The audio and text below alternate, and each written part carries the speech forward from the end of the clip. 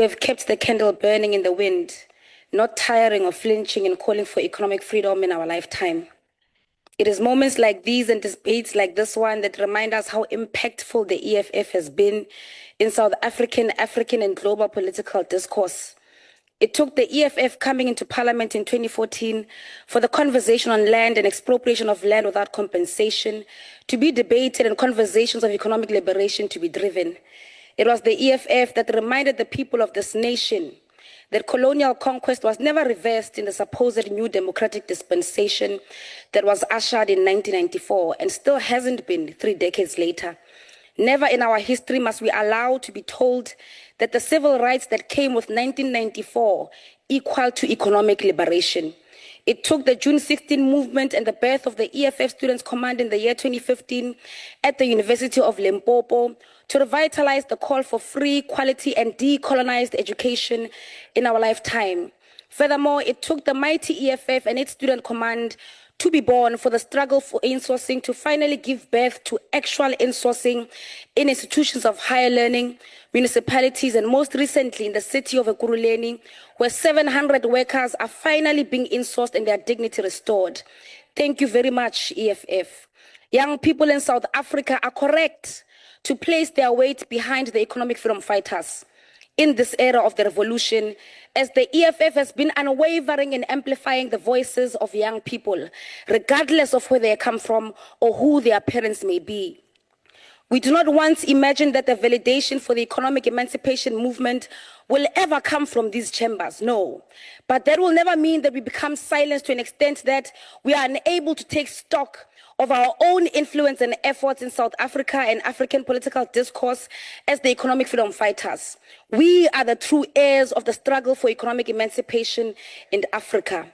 It took our chance over many years that are protected by the Constitutional Court to summon the captains of the establishment and their puppets who run government today to face the scathing truth of the racial divide they have failed to thin over 3 decades of their leadership. President Ramaphosa has to be validated by Rupert, as the black youth are simply not enough to be listened to. The Ruperts, the Oppenheimers, and the like are still the owners of our means of production, who have the audacity to go to America and plead for a Starlink that the youth of this country did not ask for. The cohorts that rose to power in 1994 and remained there to date have not led us anywhere. They have not responded to the premise of our suffering as young people to date. They have not freed and decolonized education, and they definitely have not given us, the youth of this nation, jobs. Their answer to our suffering, to our qualifications that hang on our walls whilst we are unemployed, is that we deserve 350 rand per month. Money that they themselves do not even notice when it leaves their bank accounts. That is what they think that we deserve as the youth of South Africa. It has become apparent that the comrades of Tambo, whether they wear green, blue, or yellow, will never dignify the cries of the youth with tangible change that will see the wealth of this country being shared amongst us and not limited to one race and a few token blacks like Petrus Motsepe and Cyril Ramaphosa. It is the EFF that got President Mr. Jacob Zuma to pay back the money spent on non-security related upgrades at his homestead in Kandla. It is the EFF that is fighting Phala and the sealed bank statements that have proof of our still captured state. It is the EFF that held a successful national shutdown on the 20th of March in 2023 to demand a stable supply of electricity and the resignation of President Cyril Ramaphosa.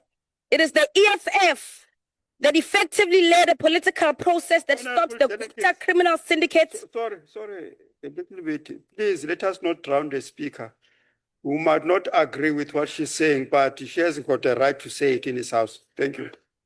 I thank you very much, Chairperson. It is the EFF that effectively led a political process that stops the Gupta criminal syndicate from running the country's government and key state-owned companies. It is the EFF that proposed the National Health Amendment Bill, which was to ensure that all clinics in South Africa open 24 hours and 7 days a week, and all parties in this House rejected that bill. The EFF called for the ban of alcohol advertisement bill, which will end the celebration and promotion of alcohol consumption in South Africa.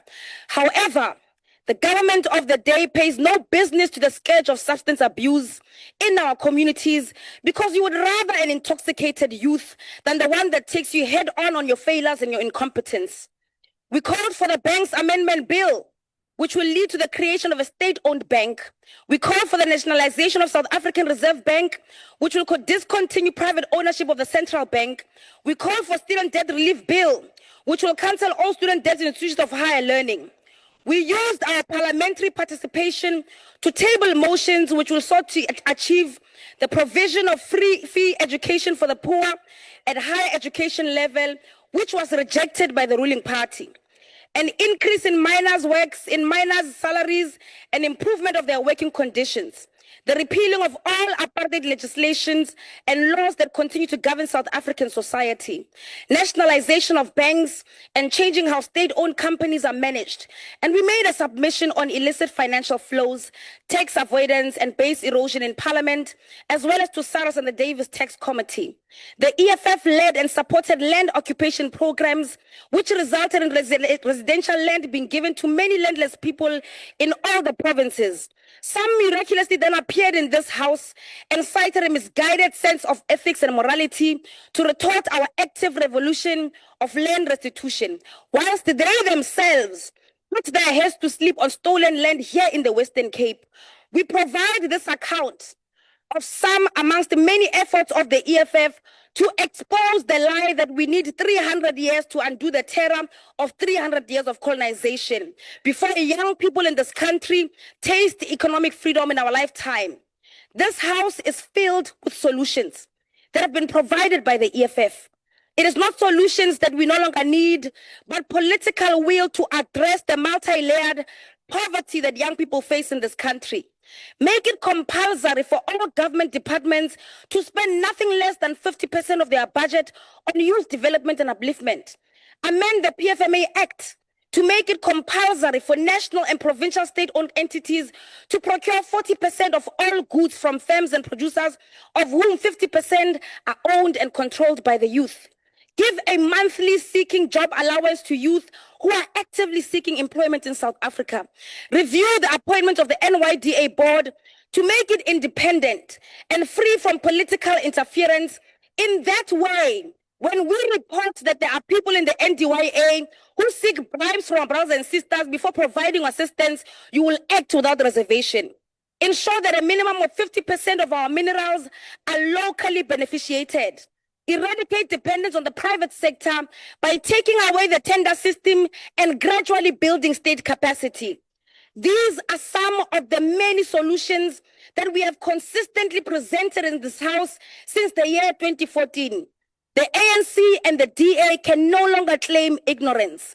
The youth of Khayelitsha, of Nyanga, Peleng, Tembisa, Davidson, Mamelodi, Soshanguve, Takile, Siazenzela, Kwakwa, Njubu Shokong Seshego, Tanini Toyando, Butumelong Borolelo, Akisanang must know that the government of the day refuses to empower them. The only political vehicle that has the capacity to provide solutions and the vigor to implement those solutions is the economic freedom fighters. To address race-based inequality, land dispossession, and a select few owning our means of production. I thank you.